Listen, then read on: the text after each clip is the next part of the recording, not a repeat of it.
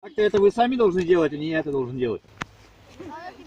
Ведь задача на слете Попытка у вас... номер 3. Разжечь огонь. Тогда давайте уходите в трубу. Мы бы коробков спалили. Так вот так сесть, вот так.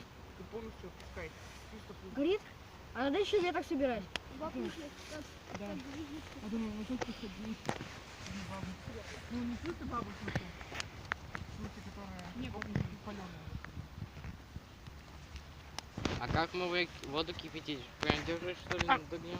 Значит, вообще делается подвес, сначала ставятся два колышка с рогаткой. Да, примерно вот такие. Да, примерно как там. Вбивается в землю. Либо тренога железная, металлическая. И что нам это Вот. все делать? Опа. Да, наша задача вскипятить. Поэтому сейчас мы делаем Это плохо.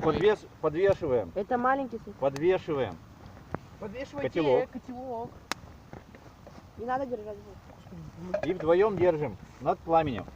Самое горячее пламя где? В середине или сверху? Сверху. Самое горячее верхнее. Значит, все остальные сейчас еще собирают веточек. А я снимаю. Надо еще повыше.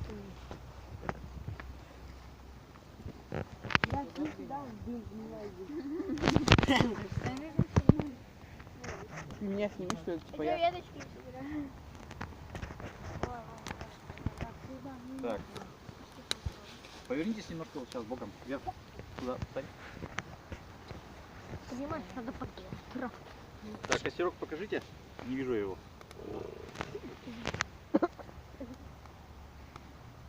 Артем спрятался. Так у меня дым в лицо.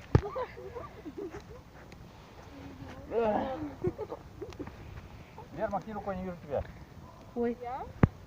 А у нас еще одна вера есть.